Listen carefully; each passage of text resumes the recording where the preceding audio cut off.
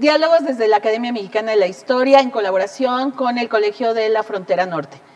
La Academia Mexicana de la Historia tiene el compromiso de impulsar, desarrollar, fortalecer y difundir los estudios históricos de nuestro país. Este ciclo se suma a estas tareas fundacionales de la institución, evocando la memoria de sus integrantes, de las y los miembros de número, corresponsales en México y el extranjero, así como de historiadoras e historiadores eméritos y honoríficos, quienes compartirán con nosotros enunciados, anécdotas y hallazgos de sus investigaciones históricas en diálogos desde la Academia Mexicana de la Historia. Mi nombre es Araceli Almaraz, investigadora del Colegio de la Frontera Norte y académica por Baja California de nuestra corporación. En esta sexta sesión del ciclo 2024, enero-junio, nos acompaña el doctor Mario Humberto Ruz Sosa, sillón número 9 de esta academia.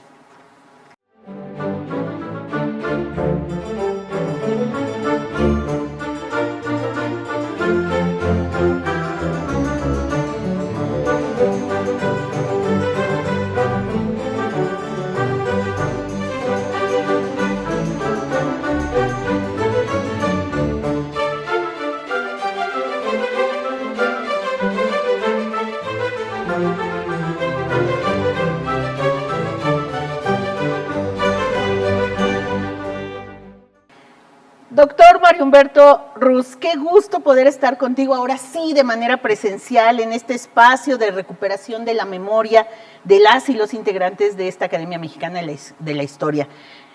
Me gustaría, aunque ya tuvimos aquel diálogo casi despuesito que terminó la pandemia, pero ahora darle un giro un poquito diferente.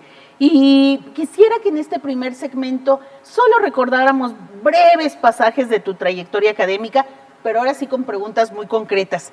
¿Qué te llevó a imbricar la medicina con la antropología? Cuéntanos. Bueno, antes que nada quiero agradecer tu interés en esta entrevista y el de la academia, y me da mucho gusto hacerlo sin cubrebocas para poder mostrar mi piocha tan bonita. Pero bueno, a ver, me preguntabas la relación entre que es una pregunta que comúnmente me hacen, ¿no? La gente no entiende cómo estudié medicina y luego dejé la medicina. En realidad no he dejado Era lo que te iba a decir, no la has dejado. No. Por eso la pregunta era, ¿cómo se imbrican? Exactamente. A ver, ¿qué ocurrió? Rápidamente, y es curioso, porque esto me lo preguntó la semana pasada el doctor Enrique Graue, ex rector de la UNAM, me dijo, Mario, recuérdanos por qué. Bueno, es muy sencillo. Cuando yo terminé mi internado, y ya sabes que sigue un año de servicio social, pues yo pensé irme a Querétaro. ¿Por qué a Querétaro? Porque ahí había especialistas en neurología y psiquiatría y yo quería hacer neuropsiquiatría como especialidad. Pero entonces ocurrió que me llaman de la UNAM para decirme que hay un grupo de antropológicas que está buscando a alguien con estudios de antropología para que se sume a un proyecto multidisciplinario en la selva de Chiapas. Yo había estudiado unos años antropología en la ENA y entonces pues me hizo mucha emoción la selva, Chiapas. Yo crecí en Tabasco y a menudo íbamos a visitar partes de Chiapas con mi padre. Y entonces, bueno, me presenté a la reunión, me eligieron porque había otro candidato y me fui para allá. Amarga decepción, no fue ninguna selva, eran las Margaritas, que es un poblado que no es selvático, pero de ahí, en efecto, la clínica cubría toda el área selvática de las Cañadas, totalmente desconocida hasta que apareció un tal Marcos años después. Bueno, allí hice mi servicio social y me fui interesando, imbricando en realidad con las comunidades tojolabales de la zona, ¿no? Yo te platico, ya que me dices que vamos a hablar de cosas personales, que mi padre, que era un gran médico, ¿verdad? Un gran clínico, yo alguna vez le pregunté, oye papá, ¿y qué es lo primero que tengo que hacer para ser buen médico? Y me dijo, escuchar y comprender al enfermo. ¿Sí? Y entonces llego a la zona tojolabal y pues sí escucho, pero no comprendo, porque yo de tojolabal, Minahán, pero nada. Claro. Y no solamente no entendía a los tojolabales, sino que no entendía a los mestizos de la zona. Claro. Porque la gente llega y te dice, es que lo vengo a consultar porque tengo un varajusto. Entonces decía, ay, pues no quiero aparentar que se den cuenta que no sé. Y le digo, ¿y qué le provoca el barajusto? Me da resmolición. Hijo, qué barbaridad. Le digo, y la resmolición, ¿qué molestias le da? Ah, pues me da como disipela. Entonces dije, no entiendo nada. Claro. Claro, y luego llegan los tojolabales, ¿verdad? Hablándome 3/4 partes en tojolabal, pues menos entendía. Entonces me di cuenta, Ara, que tenía que, como dijo mi padre, entender al enfermo y dije, necesito estudiar algo más que medicina.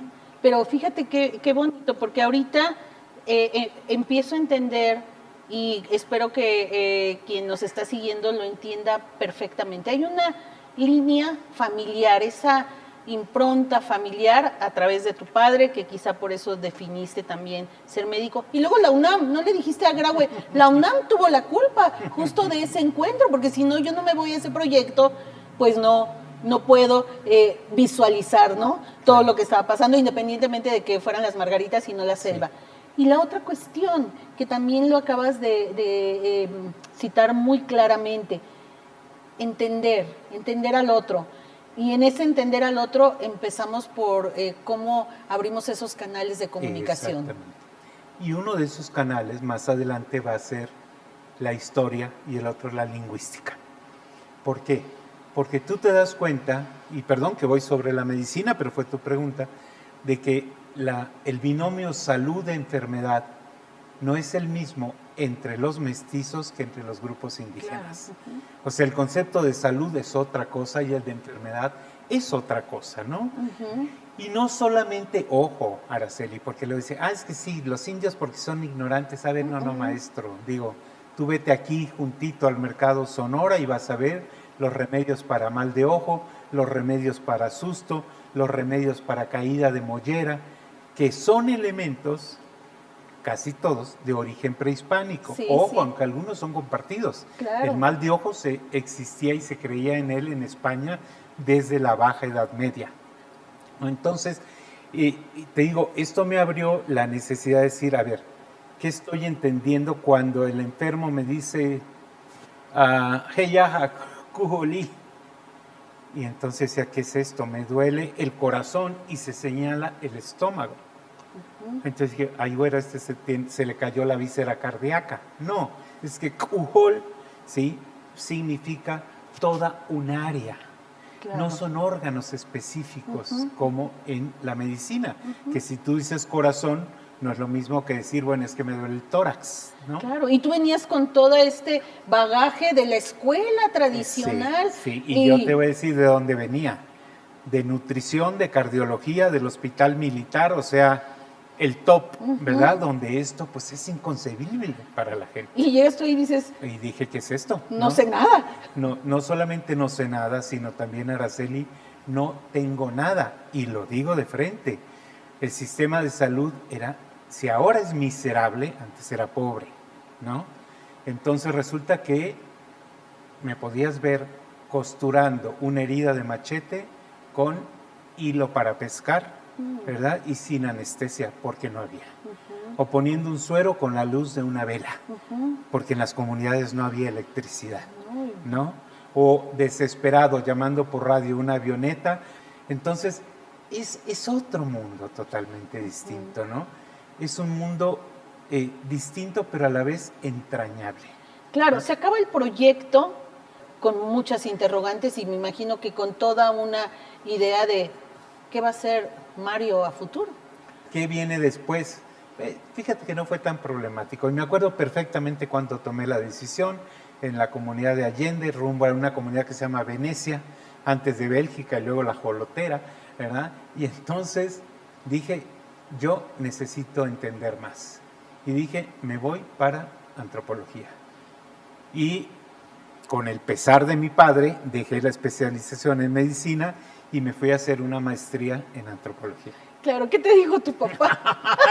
¿Cómo vas a hacer esto? Sí. Después de todos los años. Pero bueno, después estuvo orgulloso. Te vas a la maestría y te abres a todo ese mundo de la antropología, la etnología, el acercamiento, la lingüística, como ya mencionaste. Sí. Mira, en realidad no es que yo me abriera, voy a ser franco, el que me abrió las puertas de ese mundo fue mi gran maestro Ángel Palero, ¿verdad? Entonces con Ángel, porque con Ángel ibas a la comunidad, caminabas, te decía, vaya, vea, y luego en la tarde te sientas y describes. Tu diario de campo. Exactamente. Primero notas de campo, luego diario de campo, que todavía los guardo, ¿verdad? Y ¡Ay, qué bonito! Tuve excelentes maestros. Bueno, Sí. guardo mis apuntes de medicina, que confieso que hasta los alquilaba, porque como escribo bien, me los pedía. Escribo rápido. Bueno, y como tú dices, bueno, entonces vino también la lingüística. ¿Por qué? Porque te das cuenta que los términos, que es lo que he estado trabajando últimamente, ¿verdad? Los términos, la traducción no necesariamente traduce. ¿Te acuerdas de aquel dicho de traduttore, traditore, ¿no? Traductor, traidor. Porque finalmente pasas el mundo lingüístico por tu propia experiencia y por tus conocimientos. Entonces los frailes, que son los que realmente escriben en la colonia, ¿verdad? Tratan de entender, pero a veces no llegan y te ponen especie de mojarra, especie de sardina, porque sabrá Dios qué es esto, ¿verdad? Y lo mismo ocurre con cuestiones como el cuerpo, la salud, ¿verdad? Y te empiezas a ver, te vas a reír, por ejemplo, donde vine a aprender más de medicina de la época colonial, revisando los expedientes contra indios hechiceros, indios. ¿Por qué? Porque los frailes y las autoridades del comisariato de la Inquisición, que los indios no caen bajo el Santo Tribunal, pero sí hay Inquisición para indios, que puede ser la episcopal o la monástica. Bueno, y hay el provisorato de indios. En fin, la cosa es que los califican de hechiceros y lo que son médicos. Claro, sí, ¿no? sí. Están atendiendo males. Exactamente. Pero como hacen invocaciones, ¿verdad? Entonces ahí se mezcla todo esto. Y hay unas cosas interesantísimas si tú te pones a revisar, por ejemplo, sobre por qué dice, ¿qué te gusta? Pedro Ciruelo, el gran especialista en idolatrías, herejías, supersticiones en la época colonial. Y él dice, es que lo pueden hacer y pueden curar porque el diablo los asiste. Porque cuando los ángeles caen, ¿verdad? Los ángeles caídos, pierden la gracia divina, pero no pierden ni la memoria ni la inteligencia. Entonces el demonio es lo suficientemente listo para entender las enfermedades y decirte a ti, que eres especialista ritual, ¿verdad?, cómo curar o cómo diagnosticar. Claro, ¿Okay? que además esa es toda una cosmovisión, es una filosofía, es una manera de comprensión del mundo, ¿no? Exactamente, sí. Ahora te digo, perdón, me voy a adelantar un poquito, pero justo estoy terminando un libro que ya me está sacando, no canas verdes porque ya no tengo, pero es un libro sobre religiosidad local en la época virreinal en Guatemala y Chiapas, ¿verdad? Y ahí lo que tienes es precisamente eso, que te digo, me aparecen en los expedientes los curanderos. Sí, sí. Sí, y sobre todo las mujeres, que si son las mujeres las que ocupan ese rol, entonces automáticamente son brujas. Claro. ¿Verdad? Entonces te metes a todo el rollo de qué es la brujería, cómo es concebida, y te das cuenta, por ejemplo, de la confusión enorme que hay en la época virreinal, y no solamente entre el pueblo, entre los teólogos, obispos como Núñez de la Vega, que todo esto lo atribuyen a el nahualismo.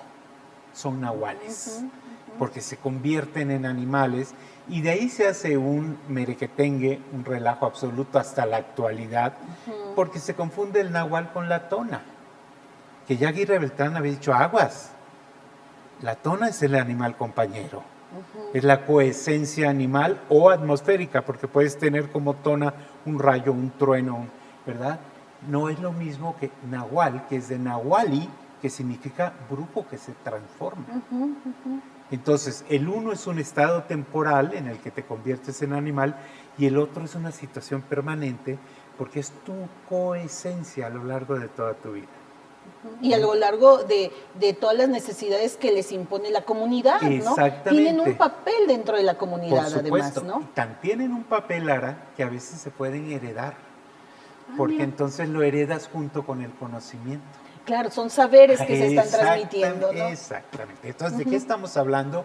estamos hablando de memoria histórica. Claro, sí. Como cuando las danzas, o sea, tú ves, dice aquí va el monigote, el moro, el cristiano, y salta y va papá, y de repente empiezas a revisar y ves que en los parlamentos, por decirte de Guatemala, de las danzas de David contra Goliat, te empiezan a aparecer historias del Popol Vuh. O sea, los mayas siempre han sido lo suficientemente inteligentes para ir mezclando todo. Sí, sí, y por eso, alguien me dijo hace como unos 15 días, oye doctor, ¿y por qué en el norte no quedó casi gente y en el sur? Le dije, porque los del norte enfrentaron.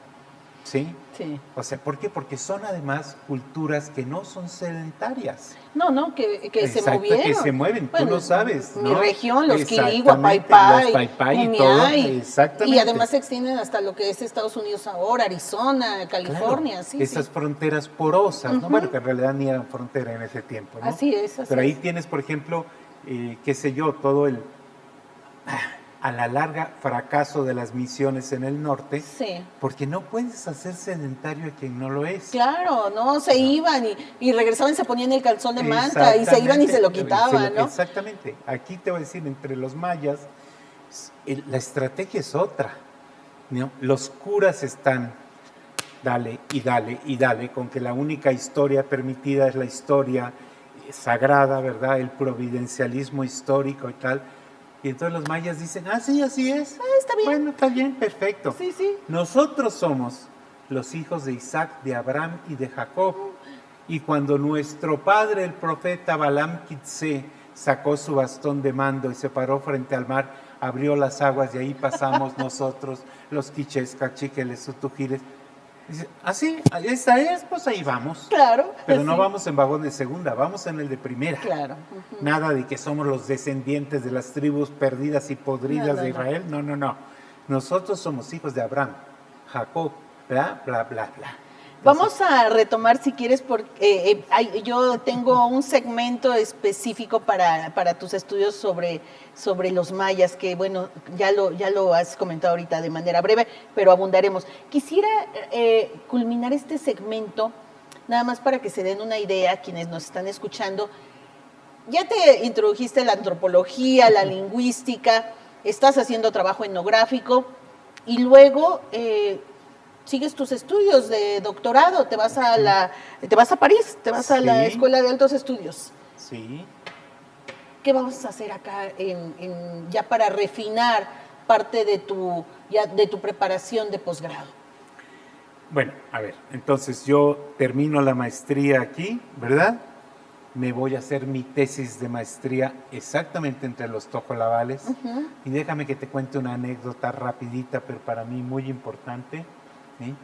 De que cuando yo terminé de hacer la tesis, doy servicios médicos en las comunidades y digo, a ver, yo les ofrezco esto, ustedes me ofrecen que cuando yo vaya a platicar, me platiquen. Ay, qué bonito el intercambio, eso es importantísimo. Y bueno, el día que hice una reunión, me acuerdo, en la comunidad de San Mateo, Veracruz, y les dije, bueno, pues fíjense que ya terminé, Oshawajcon, yo ya me voy, ¿verdad? Y entonces... uno de los ancianos levantó la mano y me dijo, ya está, se acabó. Y le dije, sí, ya terminamos, ¿no? Y me dijo, ajá. Y ese trabajo es el que nos dijiste que vas a escribir, donde vas a hablar de nosotros. Sí, eso es la tesis.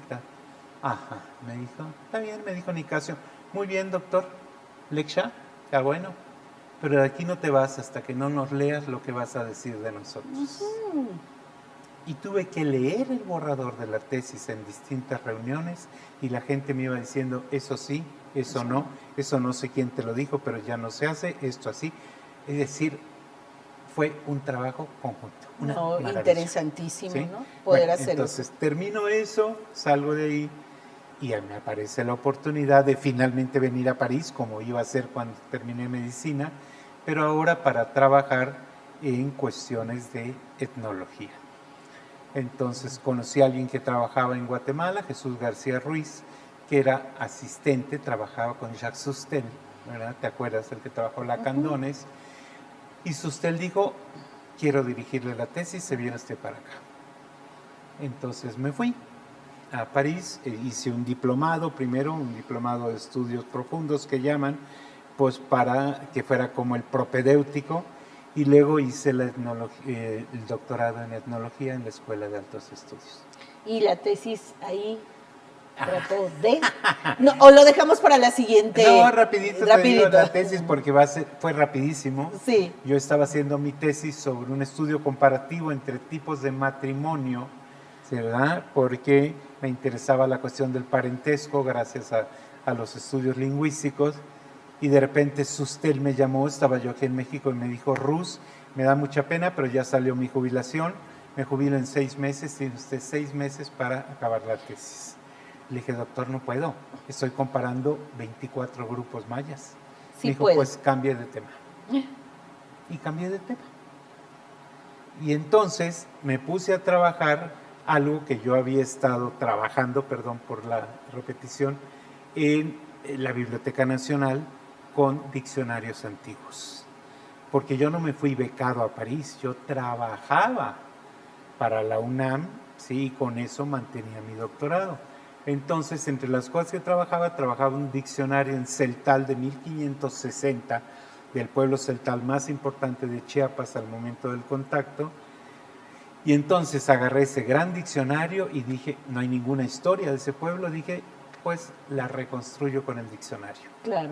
Y así fue como y ahí apareció un libro que se llama, por ahí lo tienes, es este exactamente, que se llama Copanahuastla en un espejo, en el espejo del diccionario.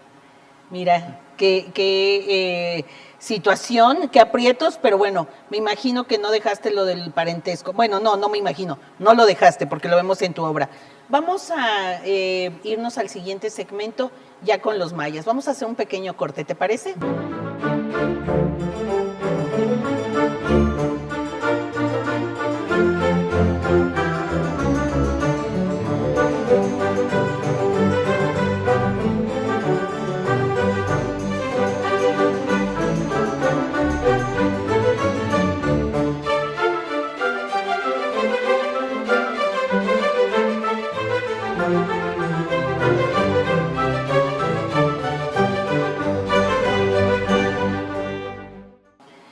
Vamos a dialogar ahora sobre algo que yo creo que te ha apasionado, pues desde ese primer contacto que tuviste en esas tierras del sureste mexicano, pero ya en concreto con los mayas, con este gran grupo. ¿Cómo se da ese, no el acercamiento, porque ese puede ser un momento, una situación? No, yo quisiera escuchar a Mario Humberto Rus que nos hiciera como un breve recuento de cómo te fuiste involucrando con tus comunidades a partir de estos intercambios, por supuesto, y de este dar y recibir. Tuviste que aprender muchas cosas y te fuiste involucrando. ¿Cómo se da este proceso en la vida del investigador Mario Humberto Rus? Bueno, de entrada te digo que yo no me fui involucrando. Prácticamente nací allí. O sea, yo en el consultorio de mi padre oía a los chontales, ¿sí? Los yocotanó, que se llaman ahora, de Tabasco, ¿verdad? Uh-huh. Entonces, mi padre daba consulta ya a grupos indígenas y llegó a ser tan afamado que venía gente desde Guatemala a consultarle, subiendo por Tenosique y toda esta zona. O sea, que el mundo maya estaba a mi alrededor. En tu vida desde siempre. Nosotros vivíamos a las afueras de Comalcalco, que en aquel tiempo era una isla todavía, con los dos brazos del río que se secó en el siglo XVIII, ¿verdad? Lo cegaron para que no entraran los piratas, y que va a desembocar a un lugar que quizás te suene, que se llama Dos Bocas, ¿verdad? Entonces yo crecí allí y, te digo, la casa estaba afuera y en la puerta y en la ventana de mi casa yo veía venir a los chontales que se paraban enfrente de la casa, que eran unos cacautales gigantescos, y se aseaban los pies, se ponían los zapatos para llegar al pueblo de Comalcalco, para las fiestas, sobre todo para los domingos. Entonces crecí en ese mundo, Ara, ¿no? Es decir, ojo, y soy de familia yucateca, Y en las vacaciones entonces iba a la casa de mis abuelos, ¿verdad? Y entonces escuchaba al servicio y a la gente que los apoyaba que me hablaban en maya, ¿no? Entonces, me acuerdo perfectamente que salía la señora Paula gritando cuando "Ejecútalo, coja, chule", ¿sí? Ahí viene la lluvia, se van a mojar, ¿no? Entonces, ojo, quieras que no, hasta el oído se te va a acostumbrar, claro. Sí, ¿no? Este tipo de cosas. Entonces, bueno, luego me dices, ¿y cómo fue que te involucraste? Yo creo que ahí no fue un involucramiento. El término exacto fue un enamoramiento, ¿no? Es decir, cuando descubres el mundo indígena, que yo no empecé trabajando con mayas, sino con nahuas, ¿no? Pero cuando descubres el mundo indígena, se abre un abanico impresionante, ¿no? De muchas cosas, de saberes, de conocimientos, de prácticas, ¿no?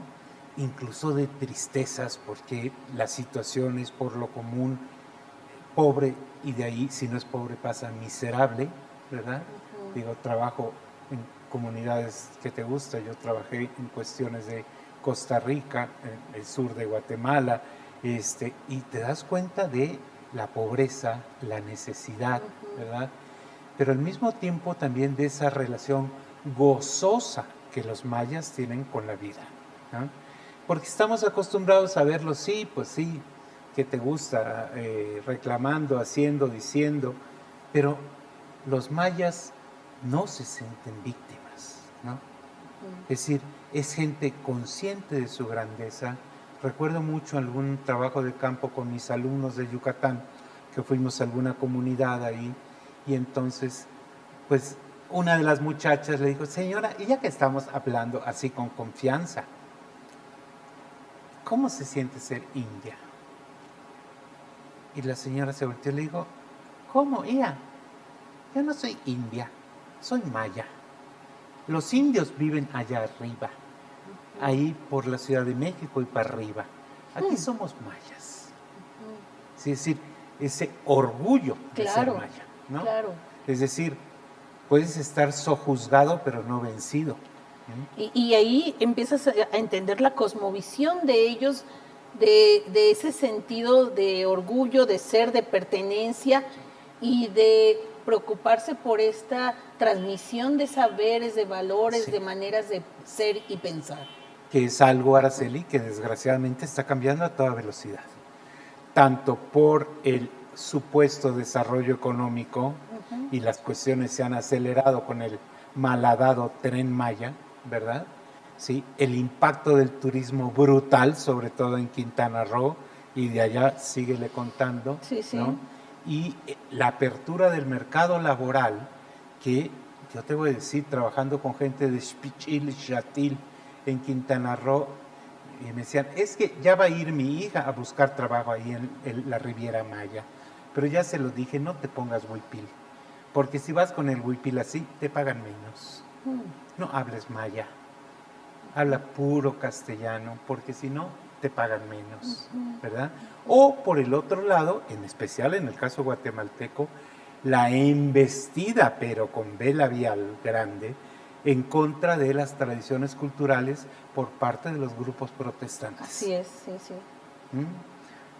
Y digo, eso desde el punto de vista que te gusta, cultural y demás, pero vete más, si quieres aterrizar, pues vete a la embestida contra el medio ambiente y las propiedades de los mayas por parte de los menonitas en Campeche.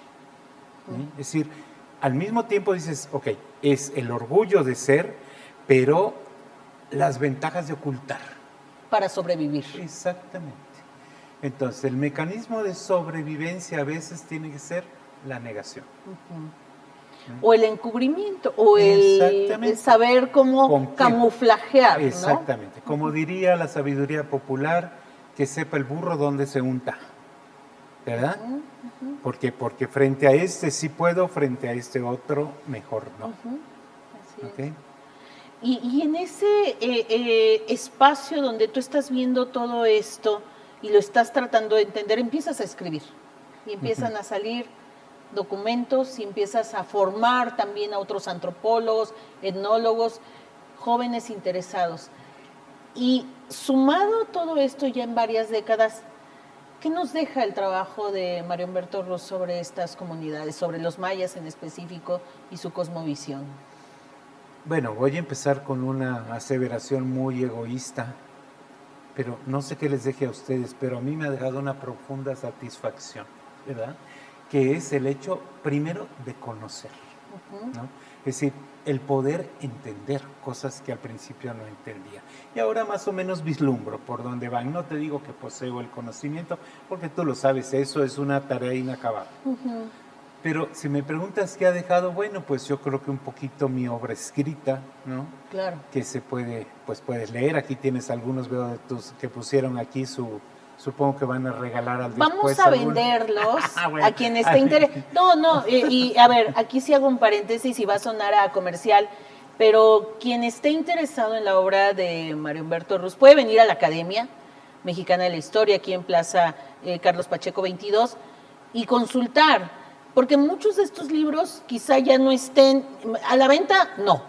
Y en acervos de la UNAM puede ser, pero a lo mejor un poco dispersos. Pero aquí tenemos una parte de la obra extensa tuya. Y que justo tiene que ver, sí, la pregunta te la hacía con toda intención de que te ubicaras en esta producción, y por eso la hice. Entonces te platico un poquito cómo veo yo, si tuviera que abrir el abanico de la obra. Bueno, tienes primero la obra etnográfica, que ahí estoy viendo que tienes 4 volúmenes de los legítimos hombres, ¿no? Que son las aproximaciones a los tojolabales mías y con otros compañeros. Ahí está mi tesis de maestría, que es el número 2, ¿verdad? Que era un grupo prácticamente desconocido. Y nosotros hicimos las primeras. Hay más que estos, ¿verdad? Están otros sobre mitos, sobre leyendas, sobre la historia de los peones en las fincas, que trabajamos con los viejos para acompañar un libro de historia sobre las fincas, ¿no? Entonces, los testimonios de los ancianos. ¡Ay, la inmersión! ¿Cómo fue? Cuéntame. Bueno, te digo, entonces, tenemos la parte etnográfica. Y luego cuando empiezo con lo de la tesis y demás, bueno, pues dije, esta parte lingüística es una maravilla que nos ayuda a entender pueblos desaparecidos, porque Copanahuastla desapareció por una terrible epidemia, y como los indios iban, los celtales, a rezarle a la Virgen del Rosario, porque era un pueblo de dominicos, ¿verdad? Y los frailes estaban entusiasmados con el fervor de los indios, hasta que uno que entendía la lengua escucha que le dice a alguien, a una anciana que entró, no le ruegues a esa que no es nuestra, sino a nuestra madre que está detrás. Y rompen el nicho y hay una estatua de una deidad prehispánica detrás. ¿Verdad? Entonces dices, a ver, entonces cómo esta gente, que es maravilloso el diccionario, te dice, estas son formas de estar nopkinal shkabi, engranado con el mundo, ¿no? Entonces, cómo los mayas se van engranando en todos sentidos, incluso el religioso, ¿no? Bueno, entonces te digo, me pongo a trabajar lo de lingüística y de ahí me puse a recuperar diccionarios y vocabularios que se llaman, las artes que son las gramáticas, sermonarios y tal, y ya llevamos una colección de 12 lenguas distintas, ¿no? Lenguas mayances, porque te acuerdas que las lenguas mayas son una treintena todavía, sí. Aparte de las que desaparecieron, como el original lacandón, porque los lacandones que tenemos ahorita no son los lacandones originales, son algunos mayas yucatecos que bajaron desde Yucatán huyendo de la explotación española y se fueron a meter a Chiapas, donde habían estado los lacandones, que eran hablantes de choltí, ¿no? Y entonces, como no había nadie, pues ahí se instalaron en el despoblado, y siglos después los encuentran y dicen, ¡ay, aquí están los lacandones! No, Minaan lacandones, estos son mayas yucatecos. Por eso para algunos lingüistas el lacandón actual es casi una variante dialectal del maya yucateco. Pero bueno, entonces digo, me meto a la parte lingüística, que ha tenido buenos resultados, hay mucha gente muy interesada, ¿sí? Y luego pues sigo combinando la parte de historia, ¿verdad?, con la etnografía. Entonces, tienes por ahí, estoy viendo ¿verdad?, que es Sí. una nueva colección que son 24 volúmenes, vamos en el sexto apenas, que son las visitas pastorales de los obispos. ¿Te acuerdas que los obispos tienen obligación de visitar su diócesis una vez cada 5 años, ¿sí? O cada 10 en el caso de América, en algunas concesiones, pero si no pueden ir a explicarlo frente al Papa, entonces tienen que mandar un escrito, ¿sí? Y esas son las memorias de los obispos, ¿no? Entonces, eso afortunadamente todavía existe en el archivo arquidiocesano de Guatemala y nos autorizaron para reproducirlas y se están paleografiando, ¿no? Y ahí están las visitas pueblo por pueblo. Entonces tienes datos de demografía, de vida cotidiana, sobre la lengua, sobre la religiosidad, por supuesto, ¿no? Entonces eso, Araceli, me permite contrastar con situaciones actuales. Entonces puedes hacer un análisis un poquito más diacrónico. Claro, ¿no? y de procesos de larga data. Exactamente. Y un poco para encontrar precisamente rutas que no se han explorado o para desmitificar situaciones que muchas veces van reproduciendo malos entendidos. Exactamente. Históricamente, ¿no? Exactamente. A ver, ojo. Aquí lo que tienes de desventaja, por así decirlo, y por eso se llama Copanahuatl en un espejo, es que estás viendo un reflejo, no a la comunidad, porque no es la comunidad la que escribe, ¿no? Es el fraile, es el funcionario civil, es el cronista, es el viajero, ¿verdad? Porque también tenemos ese tipo de testimonios. Ojo, también hay escritos mayas. Por decirte, tenemos testamentos, tenemos ordenanzas de cofradía, tenemos memoriales y probanzas, Claro. ¿sí? Escritos en lenguas mayas. Otro tipo de triangulación. Exactamente. Sí, Exactamente. porque ahora, bueno, recientemente se habla mucho de triangulación, pero hacer triangulación para estos momentos, pues tiene su alto grado de dificultad, ¿no? Sí, sí, sí. Pero yo te preguntaba de la inmersión, porque me parece que estos acercamientos, sobre todo, por ejemplo, con la gente mayor o con los que tienen un rango muy alto dentro de las jerarquías de las comunidades, ¿cómo se da ese acercamiento?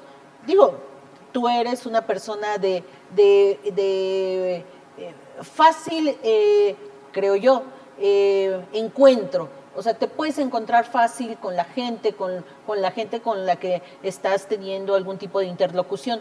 Pero suelen ser las personas mayores y los de alta jerarquía un poco más difíciles. ¿Cómo te encuentras? ¿Cómo fueron esas inmersiones que te llevaron a rescatar esto que está en los libros? Bueno, yo creo que de entrada es importante la actitud, ¿no? Una actitud de respeto, una actitud, perdón que lo diga, yo que soy muy soberbio, es una actitud de humildad también, porque vas a aprender de la comunidad, ¿no? Y el trabajo con los mayores es una actitud de profundo respeto para con los mayores, ¿no? Para que te des una idea, en Tojolabal, por ejemplo, varían los saludos según la gente a la que quien se lo diriges. Un poco como los japoneses. ¿Qué tanto te agachas dependiendo de la jerarquía del que esté enfrente? ¿Verdad? Igual con los tojolabales, ¿no? Un adulto espera siempre que el joven que se acerca sea el primero que salude. Y el día que se hace la fiesta comunal, ¿verdad? El intercambio de regalos, uno va llevando regalos a sus banquiles, a sus mayores, y yo lo hacía. Yo iba con mis mayores llevando lo que marca la tradición para saludar, ¿no? Pero hay otra faceta que tampoco puedo soslayar y es el hecho de ser médico. Claro. ¿Sí? Tú sabes lo que se decía antiguamente en los pueblos, el cura, el maestro y el doctor. Sí. ¿Sí? Bueno, pues el hecho de ser médico y poder ofrecer algo a cambio, Ara, creo que también fue importante, ¿no? Yo tuve el enorme privilegio, porque fue un enorme privilegio, de que don Samuel García me llamara cuando fue, ¿te acuerdas de aquella terrible situación en Guatemala que se pasó la gente del lado mexicano? Sí. Entonces yo tuve a mi cargo en el área de Comalapa, que ahora violentísima Comalapa, frontera Comalapa, ¿verdad? Sí. 36 campamentos de refugiados, ¿no? Entonces, eso te permite también, te digo, el estar ahí atendiendo necesidades básicas diarias, ¿no? Y cuando fue el levantamiento zapatista, pues también tuve la oportunidad de que me hablaran del INI, de Margaritas, para decir, venga a echar una mano porque no tenemos médico que entienda Tocolaval. Claro. ¿No? Entonces, la lengua también es importante. No que la hable, pero el que la comprendas es un enorme apoyo. Te volviste un poco parte de estas comunidades. ¿Cuáles fueron esos retos que fuiste superando? No digo día con día, o a lo mejor día con día, pero mes tras mes, en estos momentos de inmersión, y que finalmente te dejan satisfecho con el trabajo realizado hasta ahora. Bueno, te comentaba hace rato, ¿no? En parte, ¿cómo decirte? Un reto que nunca pude superar y fue la impotencia como médico para atender a la gente, ¿no? Porque yo te comenté, bueno, yo estudié en nutrición, estudié en cardiología, pues era el top en ese tiempo, y el hospital militar, que bueno, a los pobres soldados, si les decían arránquense las uñas una por una para que vean los internos, lo tenían que hacer. Entonces estaba acostumbrado a un lugar, ¿qué te gusta? Yo trabajé en una clínica, no doy los datos exactos, pero en una gran clínica del IMSS, donde las enfermeras se daban el lujo de vaciar las bolsas de suero y mandaban a pedir su Coca-Cola, ¿no? Y yo vivía en comunidades donde no tenía más que agua con un poquito de limón y sal para darle a la gente como suero, ¿no? O llegar el momento en que no tenía analgésicos y tenía que partir en dos las pastillas para dar. Y no es que vaya usted a comprar a la farmacia, No porque hay estábamos farmacia. a 17 horas de la farmacia más cercana, caminando, mi reina, caminando. Ahí entraron las carreteras después del levantamiento zapatista. Yo trabajé en la zona, te digo, de las Cañadas, rumbo hacia Laguna Miramar. Entonces, eso era selva, ¿no? Tuve también el privilegio de toparme con jaguares o con quetzales, perdón, que están ahí volando, ¿verdad? Entonces, o sea, yo eso que vi, como dice Amparo Ochoa, pues ya no existe, entonces ¿para qué volver? ¿No? Eso ya se acabó. Pero ese involucramiento, como tú dices, es eso. ¿Qué te deja? Te deja un afán de conocimiento, una satisfacción por lo que has aprendido, porque creo que algunas cosas aprendí, ¿verdad?, de la gente y también de mi propio esfuerzo. Tampoco voy a decir, no, pues he leído, vas, vienes, estudias, ¿verdad? Aprendes otras lenguas para poder tener un universo un poquito más amplio, ¿no? Y es un trabajo constante, Ara, ¿no? Sí, es un trabajo constante. En esta constancia, en estas inmersiones largas, ya lo mencionabas hace un momento, pero a lo mejor podemos abundar ahorita, religiosidad y el sentido de la muerte, que son también tus grandes pasiones en lo que es la investigación. Bueno, sí, mira, mi gran pasión es la vida cotidiana, ¿no? Incluso aquí salió un librito que no lo pusieron porque no venden lo de la academia, ¿verdad?, que es sobre la vida cotidiana, un librito de divulgación de los mayas. ¿Por qué, Ara? ¿Por qué me dio por esto? Porque de repente empieza el boom de la epigrafía y la lectura de los textos mayas del clásico, y yo, como les digo a los colegas, es una maravilla, dicen cosas espectaculares, pero hacer la historia con eso, con todo respeto, es como si yo hiciera la historia contemporánea usando el hola. Porque ahí hablan de las élites, no de los más iguales fregados de abajo, que fueron los que hicieron las pirámides y los que se rompieron el lomo para que esos vivieran como vivían. Claro, es una síntesis y además de los pudientes, ¿no? Exactamente, por eso te digo, mi interés, entonces dije, la vida cotidiana del común de la gente. Y eso me aparece en los diccionarios, ¿no?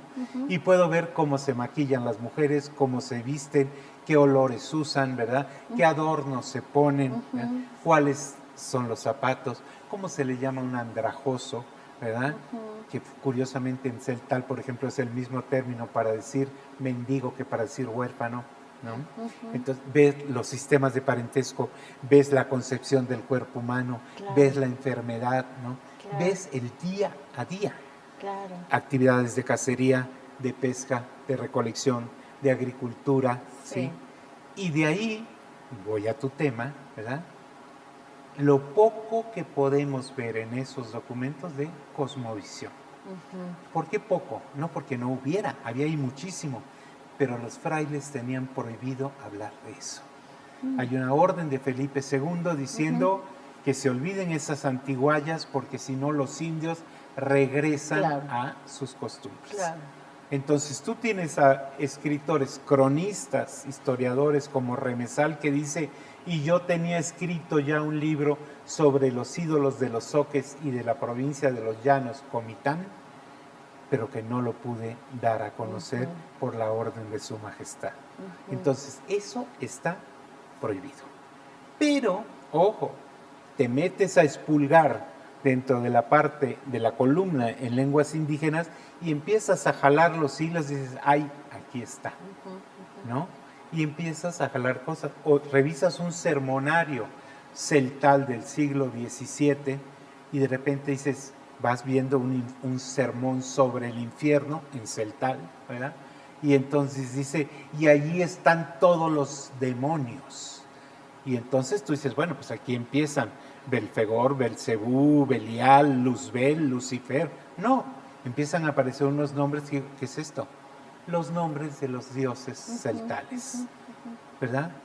Que la religión católica condena al infierno, pero ahí están, ¿sí? O en el caso de los mayas yucatecos, que el oidor López Medel o García de Palacios te dice, es que en los pueblos están llenos de quisines. ¿Qué son los quisines? Quisin es el nombre de una deidad del inframundo, ¿no? Que quiere decir el que se avienta, el pedorro, ¿verdad? ¿Por qué? Por el mal olor que se supone que hay en el inframundo. Entonces, estos españoles califican como quisines a todas las pequeñas deidades que son, por ejemplo, los aluches. Ya vamos con los 15, los aluches, que son estos duendecitos que te aparecen como que te usan en el centro de México. Tienes los tlaloques, tienes los chaneques, son estos, son duendecillos traviesos que aparecen, que viven en el monte, que viven en tal, pero para los españoles son tipos de demonios. Claro, y me imagino que también en los matrimonios está la religiosidad y obviamente en la muerte está la religiosidad y me imagino que en los documentos que vas hallando, todo está como en un plano que pareciera que no sale a la luz, pero lo vas encontrando, ¿no? A ver, dijéramos que está todavía en el túnel. ¿Por qué? Porque conseguí con CONACYT apoyos muy importantes para un gran proyecto donde participaron 12 de mis alumnos sobre la muerte en el mundo maya. Y fuimos desde las huastecas, que son mayas, aunque a muchos se les olvide, hasta la costa de Guatemala con Honduras y El Salvador. Trabajando en las comunidades, seleccionamos comunidades y también la parte histórica. Ya va a venir el libro. Han salido pequeños artículos, pero falta el gran libro sobre la muerte, que como tú dices, a ver, es parte, ojo, no es la culminación de la vida, como diríamos nosotros, sino para los mayas es el inicio de otro ciclo. Otro ciclo, claro. Exactamente, del que puedes volver. Claro, claro. Y ese entendimiento me imagino que también es fascinante, ¿no? Y que también lo puedes ver de distintas maneras, ¿no? Me imagino que hasta en las flores, en las cosas de la casa, esta vida cotidiana de la que tú hablas, ¿no? Te doy solamente un ejemplo para que veas hasta dónde lo puedes ver. En el pueblo de Ahuacatán, donde hablan ahuacateco en Guatemala, que es una lengua maya que habla muy poquita gente ya, ¿verdad? Se hacía una danza para los muertos, ¿verdad?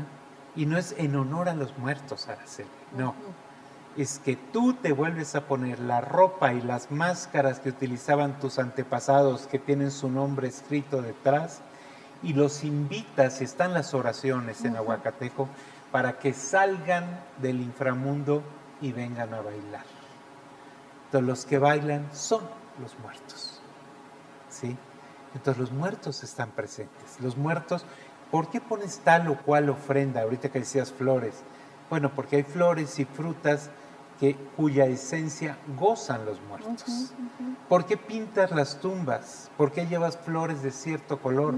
Porque son los colores que agradan a los muertos. A ver, entonces, lo que estás honrando en esos días y en esas fiestas, porque puede ser también al año de muerto, a los 2 años, a los 7, ¿verdad?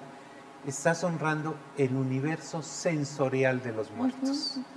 El gusto, ¿sí? ¿Por qué fumas? ¿Por qué pones copal? El olfato, ¿verdad? ¿Por qué se truenan cohetes, se rezan plegarias? El oído, ¿verdad? ¿Por qué se utilizan nuevas ropas? El tacto, ¿sí? Es decir, es una recreación para los muertos. Y última cosa que te comento de eso, en una casa donde vivía en Nevaj, trabajando con los Ixiles, ¿sí? Doña Juanita me dijo, se va usted a quedar en la sala, don Mario, pero si oye ruidos no se asuste, nada más nos avisa al día siguiente. Le dije, ¿ruidos como de qué? ¿Hay ratas? No, me dijo, por si llegan los antiguos, porque llegaban los antepasados y empiezan a hacer ruidos, ¿sabes para qué? Para que les prendan el Ica, el temazcal, porque los muertos quieren venirse a bañar. Entonces hacen ruidos y tú tienes que hacer toda una ceremonia con un especialista ritual para que te disculpen, se te olvidó invitarlos, pero que vengan a gozar del baño. Claro, y mira, esto que nos estás narrando en este momento, bueno, al menos a mí me permite entender que estás en este permanente convivio con tus muertos, con los antepasados. Entonces tampoco hay un corte, hay todo un continuo, ¿no? Sí. Y hay que entenderlo de esa manera porque de lo contrario, entonces nos quedamos fijados como en esa muerte catastrófica y de corte, ¿no? De que ya no está y hay un gran hoyo o ausencia, ¿no? Pareciera que en estas comunidades la ausencia no existe como tal, ¿no? A ver, sí hay ausencia, Ara, pero dijéramos que es la ausencia física de y corporal. Lo que se toca, sí, exactamente, claro. táctil en un momento dado, ¿no? Pero para la gente los muertos están ahí y te platico una historia genial. Ahí en el pueblo Mam de Todos Santos, ¿verdad? Donde nos platicaba la señora, porque veía a una viejita que se está peinando y está juntando su pelo y le digo, ¿qué está haciendo? Me dijo, es que cuando uno muere tiene que devolver todo. Y tienes que devolver las uñas, ¿verdad? Tienes que devolver los cabellos, por eso se cortan las uñas y las guardan en un sobrecito y el cabello en un tal, ¿no? Porque cuando tú mueras, Araceli, tienes que regresar hasta la memoria. Por eso es que hablamos de recoger los pasos, que hasta aquí se dice, ¿no? Está el muerto recogiendo sus pasos, porque tienes que devolver lo que viviste, porque eso va a servir para otra persona. Claro, claro. Nos podríamos llevar, híjole, yo creo que 5 programas, no sé, 10. Hablando de muerte. Todas los ciclos que has hecho sobre la muerte en el mundo maya, pues los invitamos a que los vean, están a disposición en este espacio de la academia, tanto en Facebook como en YouTube. Pero bueno, este programa es más sintético, lo cual es una pena, pero iremos a otro segmento a hablar de otras intenciones del doctor Mario Humberto Ruz, sillón número 9 de nuestra academia. Volvemos en un momento.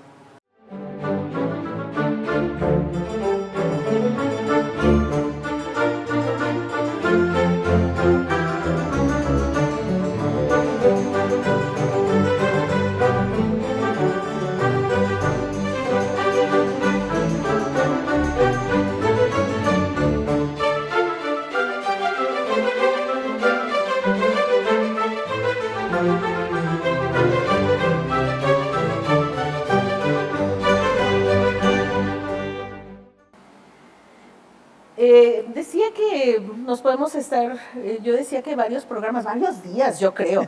De hecho, mira, se me quedan en el tintero toda la discusión sobre la sexualidad, sobre la fertilidad, pero otras cosas muy importantes en esta vida cotidiana, el juego, la poesía, los cantos, todo esto que le da sentido a las comunidades, ¿no? Ahí si quieres hacer un brevísimo, muy brevísimo comentario, Sí, ¿no? cómo no. Bueno, eso tiene que ver un poco con lo que te comentaba hace rato, de que me parece que muy a menudo nuestra forma de llamar la atención sobre el mundo indígena, no solo mesoamericano, sino el norte incluido, ¿verdad? Aridoamérica y Oasis América y demás, es irse por la parte de la victimización, ¿no? Siendo que hay siempre sus resquicios para expresar el gozo, ¿no? Y por ahí tienes una reflexión de Thomas Gage, que era este dominico inglés que luego terminó abjurando de la religión católica y viniendo con algunos corsarios y se apoderaron de Jamaica. Bueno, ok. Él estuvo en Chiapas y Guatemala y decía que después de atravesar desde México hasta Guatemala, se pudo dar cuenta de que los indígenas, pese a estar oprimidos, explotados, en condiciones de miseria, ¿sí?, siempre tenían espacios para expresar el gozo, ¿no? Entonces, por eso es que ves que hago también trabajos sobre danzas, sobre canto, sobre la música en el mundo maya, ¿verdad? Y sobre la sexualidad, la fertilidad, ¿no? Porque recuerda lo que decía aquel maravilloso poema náhuatl sobre que para que no estemos aquí solo sufriendo, ¿verdad? Los dioses nos han dado también el gozo de lo terrenal. Entonces eso es algo que es importante recuperar, es decir, finalmente, Araceli, son una especie de pequeños parapetos donde los pueblos se refugian para lograr sobrevivir anímicamente también. Ojo, claro. Y si antes era dedicado a las deidades prehispánicas, pues a partir de la colonia, éntrenle señores santos y vamos a participar ambos. Porque claro, eso es interesantísimo también, ya que decías religiosidad. Bueno, es que los pueblos mayas no son monoteístas. Entonces, tú lo sabes, en el mundo mesoamericano como en el mundo clásico se aceptan las deidades venidas de fuera y póngale su altarcito también, sí, claro, ¿verdad? Entonces aquí los santos vienen a jugar un poco ese papel, por eso organicé esa reunión sobre lo de los santos, ¿no? Sí, y ahorita que estás explicándonos esto, a mí también me lleva a pensar en las resistencias desde una manera muy distinta, como se han pensado, ¿no? Yo creo que ahí todavía hay que seguir trabajando mucho en las formas de resistencia, ¿no? Exactamente. Mira, hay un librito que no tienen aquí y que ya prácticamente no se consigue, que escribimos Carmen León, José Alejos y yo, que se llama Del Catún al Siglo, y es precisamente el paso desde la concepción temporal del Catún, que es cada 20 años la medida de tiempo maya, al siglo, que es la española, ¿verdad? Donde yo hablo de resistencias y los tipos de resistencia, porque la gente cree que resistir es sacar la escopeta o el pedernal o lo que sea. No, lo más importante es la resistencia cotidiana. Los movimientos armados, pese a que algunos tuvieron sonoras victorias por corto tiempo, como la rebelión celtal de 1712, ¿verdad? O Canek en 1765 en Yucatán, pues son movimientos que finalmente ni la guerra de castas logró obtener lo que quería, ¿no?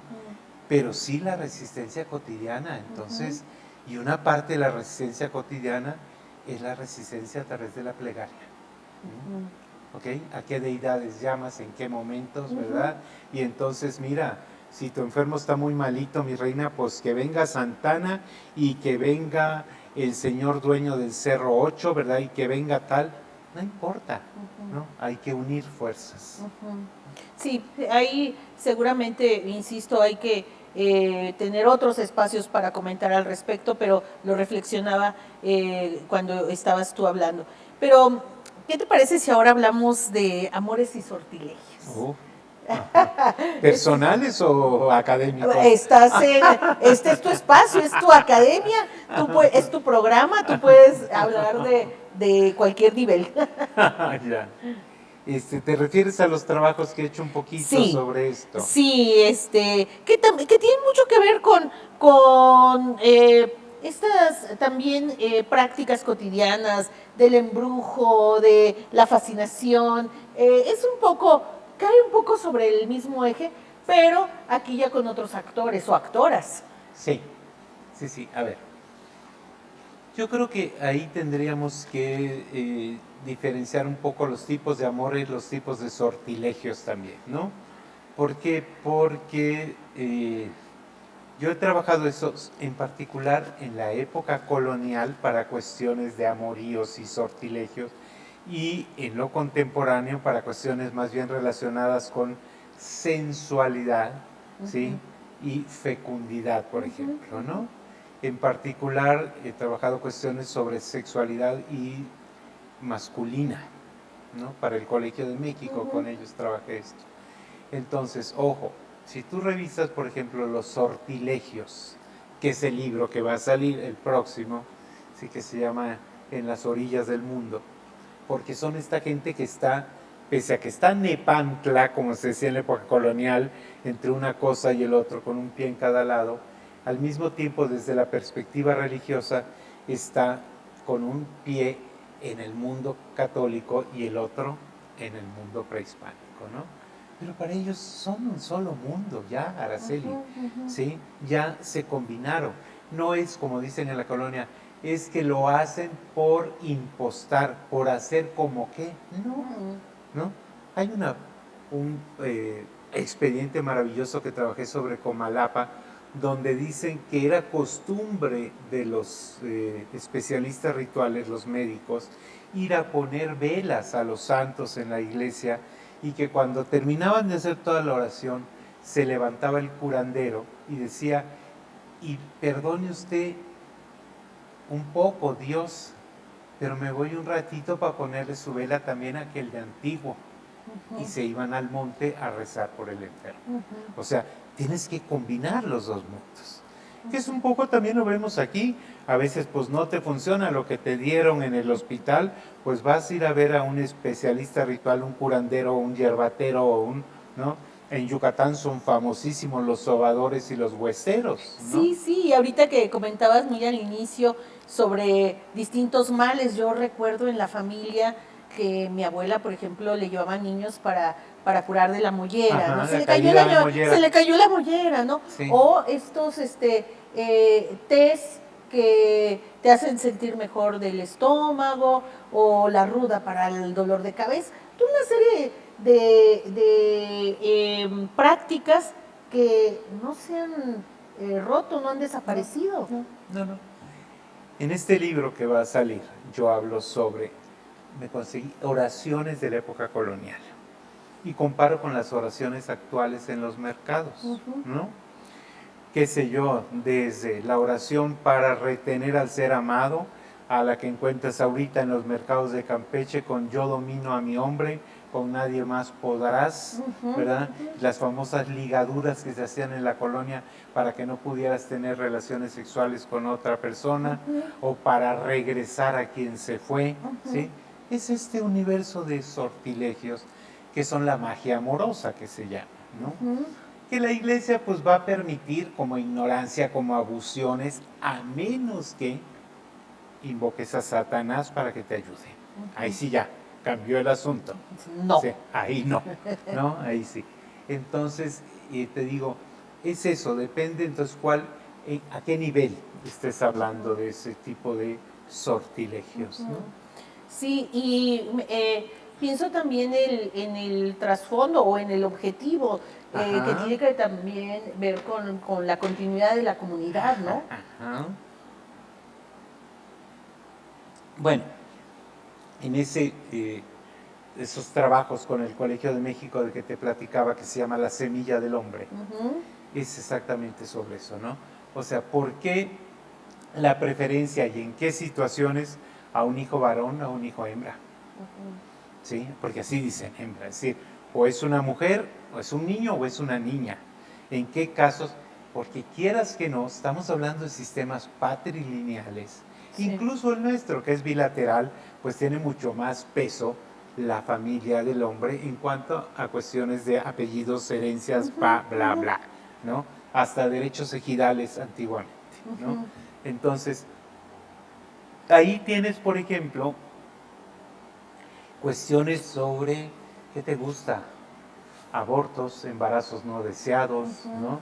Y son problemas también de salud, ¿no? De salud pública y de salud reproductiva. O, por ejemplo, la satanización que se hizo de las parteras, ¿no? Claro. Siendo que son elementos tan importantes todavía en la actualidad, en particular en el espacio rural, pero no solo.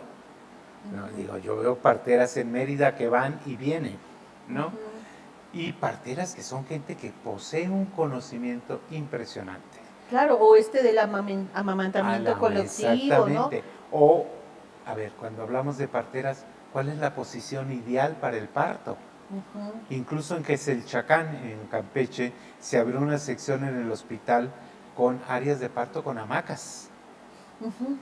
¿Por qué? Porque la mujer puede tomar unas posiciones en la hamaca que no puede en la cama, ¿sí? O te vas al suelo, como se acostumbra, también por cuestiones rituales. Yo te pongo un solo ejemplo.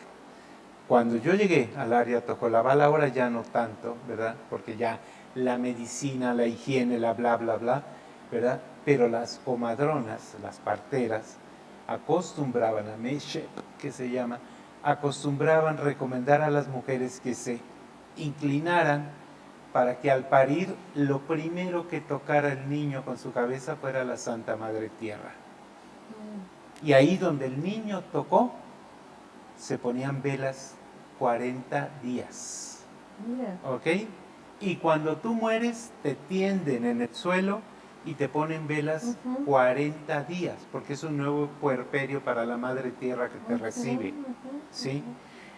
Y hay estudios médicos que demuestran que esa posición, que esa postura es la mejor para el parto.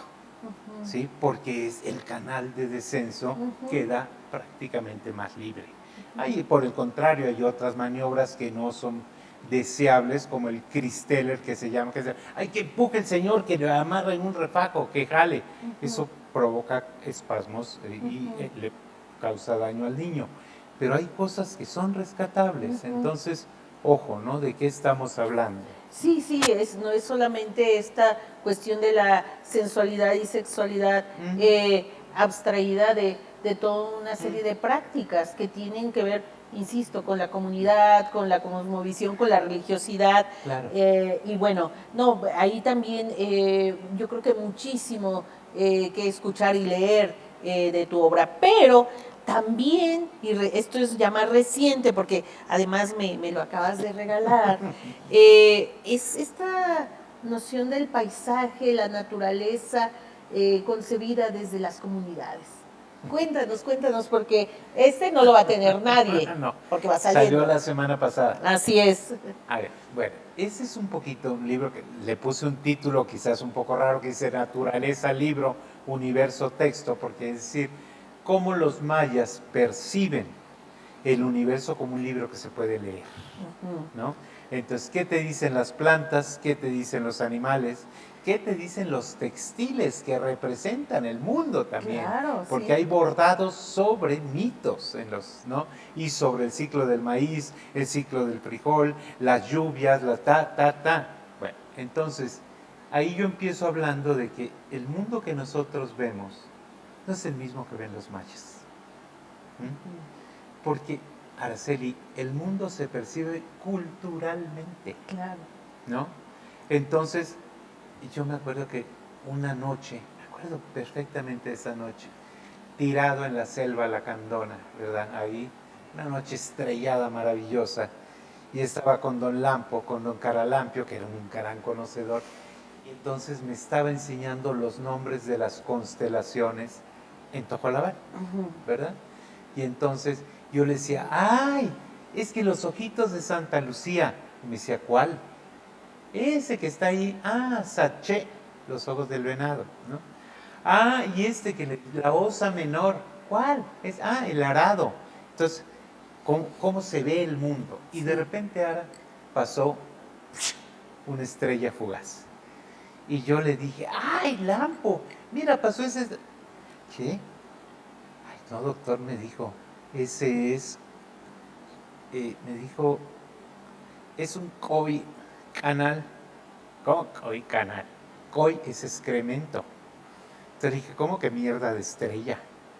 Me dijo, sí, es que las estrellas son personas brillantes. Y cuando defecan, su excremento pasa por el cielo y brilla. ¿Verdad? Y cuando cae aquí en la tierra se enfría y se vuelve negro. Y nos sirve para labrar. Es el pedernal. ¿Verdad?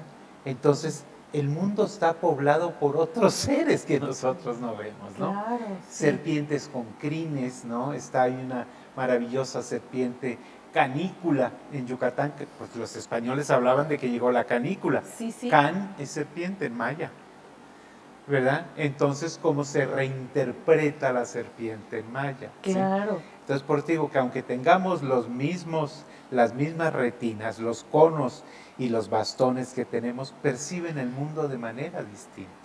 Y mira, justamente, aseguran los ancianos que en los mares de la costa oriental de Yucatán habita canícula, ser nacido como niño, pero con cuerpo de serpiente. De ahí se colige, procede su nombre, pues Can significa serpiente en maya peninsular, que fue regalado por su madre al diablo. Claro, entonces lo condenan a vivir en el mar, ¿sí? Y el niño quiere subir al cielo, quiere ir a jugar como todos los niños, porque en la cosmovisión maya los relámpagos cuando se están moviendo son niños que están jugando, entonces él quiere ir a jugar, pero está condenado porque es hijo del diablo y entonces hace tormentones, se sube el agua, Sí. ¿verdad? Y es época en que mueren niños porque él está molesto porque no lo dejan. Claro, es una forma de explicar entonces las enfermedades propias de la infancia.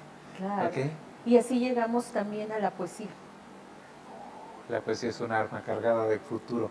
Sí, a ver, yo creo que, aunque suene muy cursi, pero la manera poética en que las culturas ven al mundo difiere de una a otra, ¿no? Y no me voy a ir hasta los mayas, ¿no? Pero si tú comparas, por ejemplo, ojo, el español clásico con el inglés de los Estados Unidos, pues la forma poética de ver al mundo es más palpable en el castellano. No estoy hablando del inglés de la época isabelina, que también es otra cosa, ¿no? Es decir, entonces, ¿cómo expresamos al mundo, ¿sí? Incluso a través del lenguaje? Porque el lenguaje te revela el mundo en el que habitas. Y yo te voy a decir, por ejemplo, en Celtal me pongo a revisar las distintas maneras, hice un trabajo sobre los ruidos en el mundo celtal, ¿no? Y ahí de repente te encuentras con Satzanet, ruido del agua que corre sin hacer ruido. Es decir, llegamos a esos niveles. Pues dime que eso no es poético. Claro. El sonido del agua que corre sin hacer sonidos, ¿no? ¿Ok? Entonces es eso, es la manera de ver, de observar el mundo, ¿no? Que tiene, no digo que sea más o menos rica, pero en apariencia puede ser más o menos poética en los distintos idiomas. Yo comparo el náhuatl con las lenguas mayas y me parece que es mucho más, un poquito más poético, que son más poéticas las lenguas mayas. Sí, sí. Los nahuas son muy descriptivos, que es una lengua maravillosa, pero tuve, por ejemplo, los topónimos, ¿no? Sí, que en náhuatl te describen, ¿no? Sí, los sonidos. Sí. Huehuetenanco, ¿no? Lugar donde hay ancianos, ¿no? De huevo.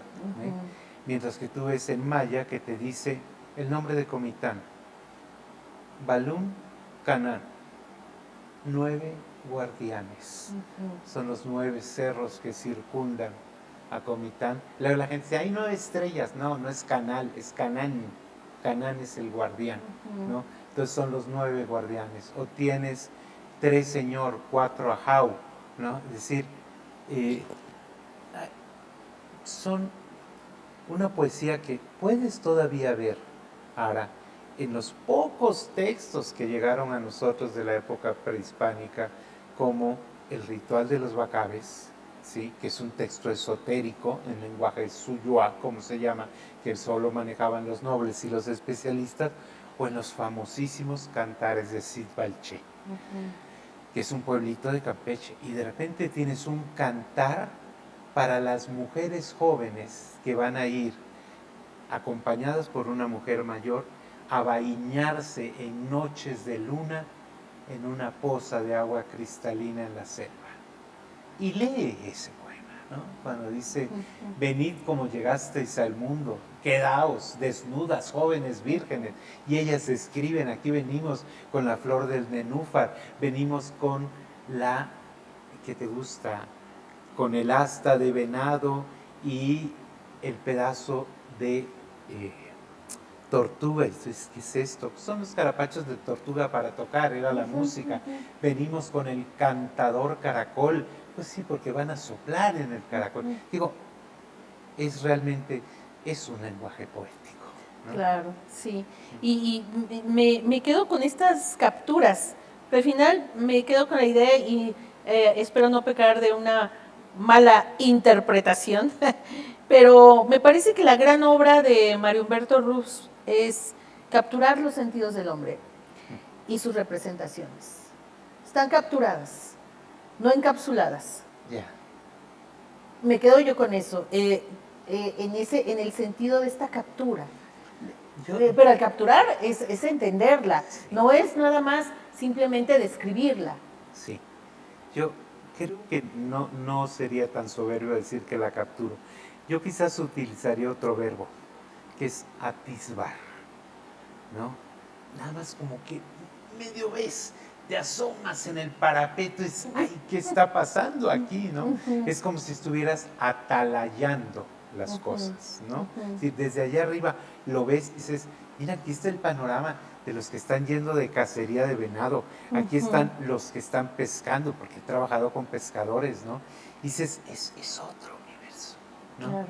La gente ve el mundo cuando tú encuentras a un pescador que te gusta en el área de Tenosique o de Balancán y demás, cortando cierto tipo de frutas silvestres para poner en el anzuelo porque eso atrae a tal o cual pescado. Sí, sí. ¿No? Es decir, un profundo conocimiento del mundo, que es un mundo, Araceli, perdón, me voy a ver muy, muy trágico, pero que se nos está yendo de las manos.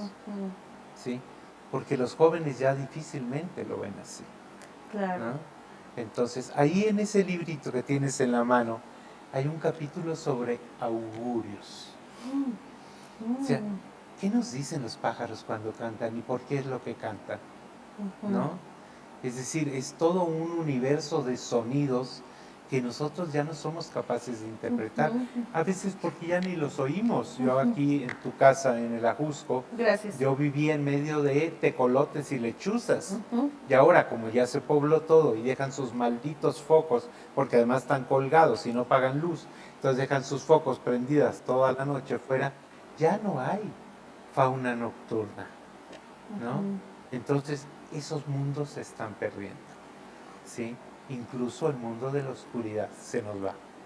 Claro, porque si vemos esas imágenes sorprendentes de una noche en el globo terráqueo, donde está todo prendido, donde esa energía está concentrada para apagar todo lo demás, para dar luz a otras cosas y apagar nuestra esencia, ¿no? De alguna manera, ¿no? Así es. Pero nos queda la esperanza de tus trabajos y de tus discípulos o de la gente que ha venido acompañándote, de esa transmisión de saberes y de esa búsqueda de archivos y de esa búsqueda de información que no es fácil. Ahí está. Ahí está. ¿Quiénes son estos nuevos antropólogos que han seguido tus pasos? Uy, mira, no me gustaría mencionar nombres porque puedo dejar a varios fuera. Pero sí hay grupos de alumnos que tuve, sobre todo de la Universidad de Yucatán, de la UNAM, pero incluso tuve alumnos en Nueva York, algunos ya muy famosos ahorita, ¿verdad? O en Nanterre, en París, ¿no? Que yo creo que es gente que ha seguido interesada tanto en la parte de la lingüística histórica como de la etnografía y la historia, ¿no? Entonces, yo quizás no les transmití muchas herramientas, pero espero haberles transmitido al menos la pasión por el trabajo. Yo creo que sí, pero quiero yo cerrar este segmento no solamente para recalcar la obra que tú me has corregido, me has mejor recomendado referirme a los atisbos o al atalayado que has hecho, pero es mucho más que eso. Se los comento, el doctor Mario Humberto Ros, más que un investigador, también ha hecho cosas interesantes en dejar espacios para seguir indagando, aprendiendo. Llevó a cabo la planeación del Diplomado de Estudios Mayas en la Universidad de Quintana Roo. También impulsó el Centro o Instituto de Estudios Indígenas de la Universidad Autónoma de Chiapas en San Cristóbal de las Casas. Fue director del Centro de Estudios Indígenas de la Universidad Autónoma de Chiapas. Coordinó también por algún momento el área de investigación y docencia del CIESAS. También coordinó el Centro de Estudios Mayas en la UNAM. También se hizo cargo de CIESAS Peninsular en un corto tiempo. También fue parte importante dentro de la Unidad Académica de Ciencias Sociales y Humanidades de la Universidad Autónoma de Chiapas y de la UNAM, luego convertida en Centro Peninsular en Humanidades y Ciencias Sociales. También dirigió la Unidad Académica de Ciencias Sociales y Humanidades. También dirigió el Centro Peninsular en Humanidades y Ciencias Sociales en Mérida, del cual ya había sido parte importante. También estuvo a cargo del Centro Estatal para la Capacitación, Investigación y Difusión de las Humanidades en Yucatán. Y también fue director del Instituto de Investigaciones Filológicas, el más grande de la UNAM, si no me equivoco. Entonces, no solamente es el trabajo en campo, esas inmersiones, esos proyectos conseguidos, esos grupos que han apoyado la investigación, esta obra que tenemos, sino también fuiste constructor de instituciones o impulsor de algunas de ellas. Ahí está el trabajo. No lo puedes negar, no, está ahí, y yo creo que con un gran fervor por hacer de esta región del suroeste un lugar importante para la indagación. Sí, mira, se dio la oportunidad y creo que intenté apoyar hasta donde pude, ¿verdad? No lo puedo negar porque ahí se quedó toda mi cabellera, maravillosa. Eran unos chinos, ¿verdad? Sí, preciosos, sí, así como los míos. Enormes chinos, sí, pero pues sí, ahí están esas instituciones, varias de ellas, prácticamente todas siguen. Sí, sí. Algunas han, incluso como tú decías, pasaron de ser centros a ser instituto, o la de Mérida pasó de ser unidad académica a cumplir sus próximos 20 años el día 20 de junio, ¿verdad? Y en el 2007 logramos que se convirtiera en el Centro Peninsular. Entonces sí ha habido allí, pero es porque ha habido gente detrás apoyando también. Sí, sin ¿no? duda, sin duda. Sin lugar a dudas, porque no nos hagamos tontos, si las autoridades no apoyan, no hay forma. Así es. Pero han sido espacios muy valiosos también para conformar grupos. Varios de mis alumnos están en ellos, ¿no? Ahora ya como investigadores, y de ahí salieron pues proyectos importantes de CONACYT. Hay otro del que no he hablado, porque ahí está, que espero sacar pronto, que es sobre biodiversidad en Yucatán contemporáneo, ¿verdad? Que hicimos un trabajo con alumnos de CEPSIS, ¿no? Y de la Universidad de Yucatán, que fueron mis alumnos, ¿no? Sí, ya estamos empezando con el último segmento sin quererlo, sin darnos cuenta ya estamos hablando de las satisfacciones, pero ¿te parece que lo dejemos esto para el gran cierre? Adelante.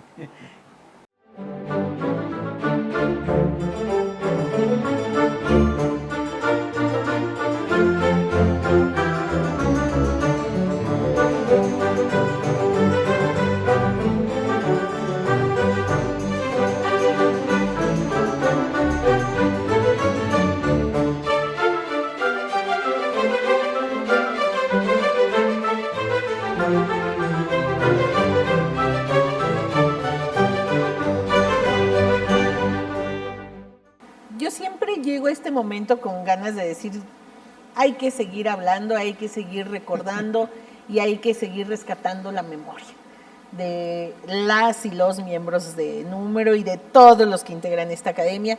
De verdad, cerramos este ciclo enero-junio ya con 48 programas, wow, varios años. Se ha ido como un sueño y también este diálogo se ha ido rapidísimo. Bueno, en nuestra mente se va rapidísimo, será porque lo disfrutamos mucho, ¿no? Sí, ha de ser. Hablemos de reconocimientos y satisfacciones. Voy a citar algunos que son pues los reconocimientos que de pronto nos hacen que nos pongamos muy orgullosos y que diga, bueno, pues al menos alguien más también valora lo que yo he venido haciendo. Y empiezo por el diploma al mejor médico del año del Hospital General del IMSS en Tampico. Ese es un reconocimiento. Fuiste uno de los mejores estudiantes, ¿no?, de medicina. Eso hay que decirlo. Premio Francisco Javier Clavijero en 1989 a la mejor investigación en historia. Mención honorífica a la obra Savia India, Floración Ladina, en el primer concurso de investigación regional del Consejo Nacional para la Cultura y las Artes en el 90.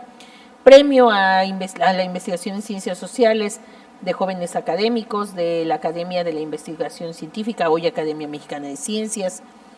Premio Arnaldo Orfila al mérito editorial 1995 en el área de Ciencias Sociales y Artes por la serie Historia de los Pueblos Indígenas de México, codirigida con Teresa Rojas Rabiela en el 95.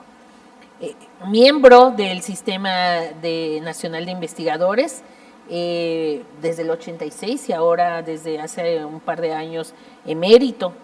Premio Chiapas en Ciencias por parte del gobierno del estado de Chiapas. Te dieron el Cuchimán y en Tabasco y el último reconocimiento por parte de tu casa de estudios, la UNAM, el premio como profesor emérito. Una larga lista de reconocimientos. Ingresaste a la Academia Mexicana de Ciencias en octubre del 99 y miembro del número de esta Academia Mexicana de la Historia desde 2015. Pero creo que además de esto debe de haber otras grandes satisfacciones en la vida de Mario Humberto Ruz. Sí, hay algunas, no lo niego. Mira, yo creo que el hecho de ver dónde están tus alumnos actualmente es una enorme satisfacción, ¿no? Tengo alumnos dirigiendo centros de investigación, tengo alumnos que son SNI 3, ¿ya? ¿No? Tengo alumnos que, pues, son reconocidos en España, en Francia, ¿no? Trabajan allí, y pues que he hecho grandes amigos a lo largo de todos estos años, grandes, colegas a los que respeto y que me han brindado su generosa amistad, algunos que ya no están, ¿verdad?, como mi querido Alfredo López Austin. Bueno, pues por supuesto mi gran maestro Ángel Paler y otros que afortunadamente viven, desde la Tere Rojas que estabas mencionando hace un momento, que es una queridísima amiga, hasta otros grandes colegas, ¿no?, tanto de la Ibero como de la propia UNAM en la actualidad, algunos ya jubilados, otros siguen trabajando. Pero yo creo, ahora, que a esos reconocimientos, que son mutuos además, ¿no?, o sea, son académicos, se les suman otros en la vida cotidiana, ¿no? O sea, yo tengo, en serio, grandes amigos entre los trabajadores administrativos de los lugares donde he ido pasando, amigos, no estimados ex empleados, no, seguimos siendo amigos y nos vemos continuamente, ¿no?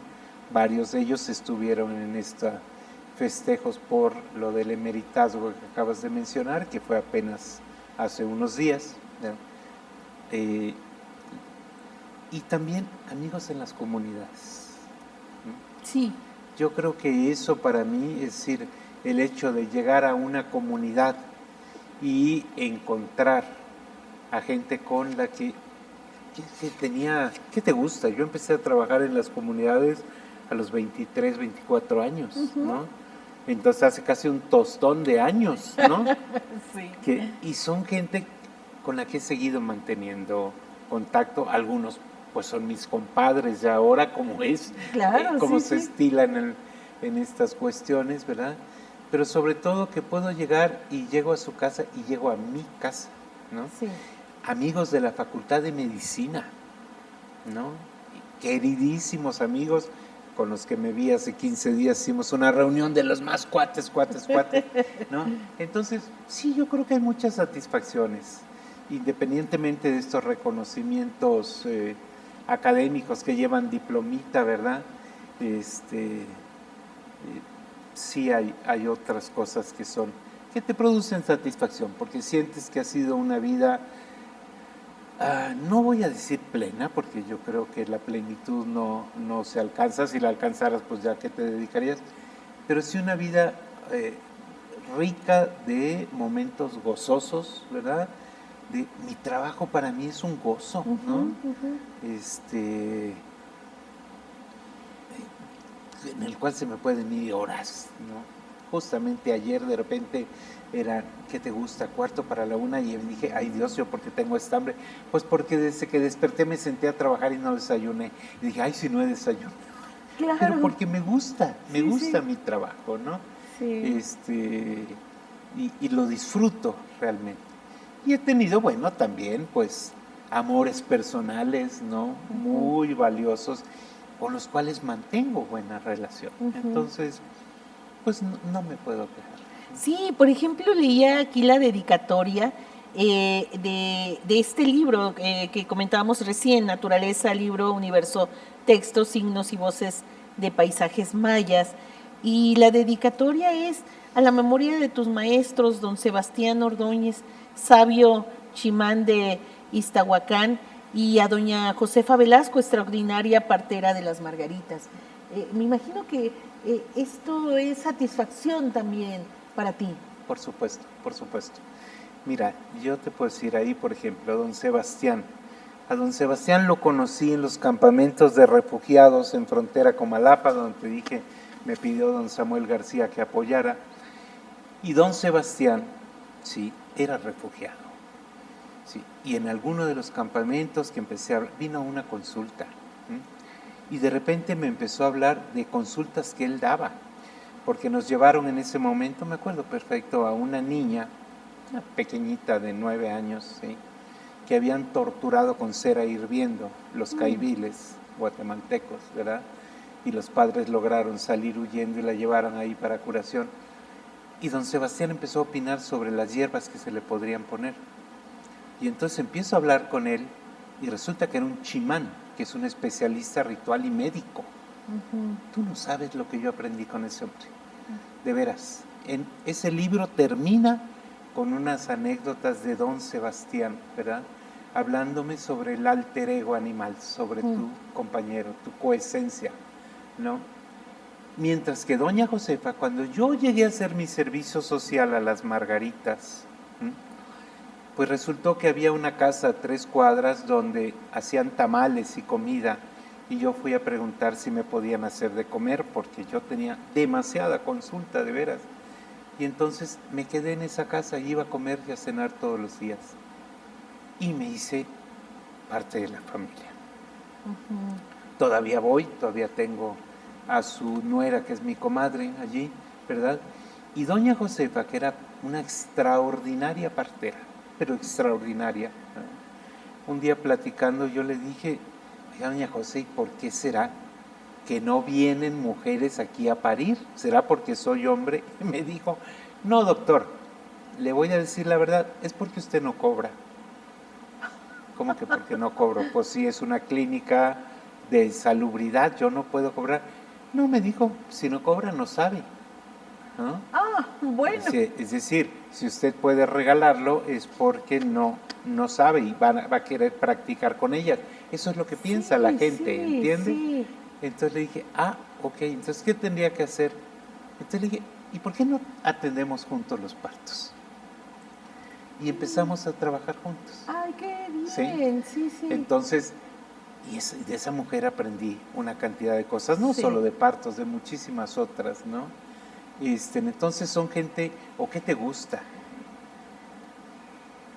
Que alguien como Jacques Le Goff me haya invitado a escribir en su libro sobre su mujer un capítulo, ¿verdad? Pues para mí, un gran maestro. Claro, ¿verdad? claro. Un gran maestro que tuve el privilegio de llevar de paseo por México, por distintos lugares. Entonces, hicimos una gran amistad. Entonces, esa es gente que va, el reconocimiento, por un lado, por el saber que te transmiten, independientemente de donde estén, ¿verdad? Uno aprende, ¿no? Porque todo mundo tiene algo que enseñarte, sí, ¿no? Sí. Pero además te regalan, ¿verdad?, ese privilegio de su amistad. Eso. Sí. Pues yo quiero concluir este gran diálogo abriendo comillas, diciendo: en hierba de primavera venimos a convertirnos. Llegan a reverdecer, llegan a abrir sus corolas nuestros corazones. Es una flor nuestro cuerpo, da algunas flores y se seca, cierro comillas. Este fragmento lo ha utilizado el doctor Mario Humberto Rus para referirse al cuerpo mesoamericano, que se desborda proyectándose a la naturaleza completa, y él sostiene, como lo cita en alguno de sus trabajos, que el contenido se imagina y vive como minúsculo cosmos, condenado a desaparecer y reaparecer en un ciclo interminable de renovaciones y reverberaciones. Me parece que esa es la esencia de Mario Humberto Rus. Gracias. Gracias a ti, Ara, de ver así. Gracias por la generosa e inmerecida comparación. No, gracias a ustedes y nos vemos en el próximo ciclo de Diálogos desde la Academia Mexicana de la Historia para compartir nuevas historias de otros integrantes, miembros de esta honorable academia. Buenas tardes.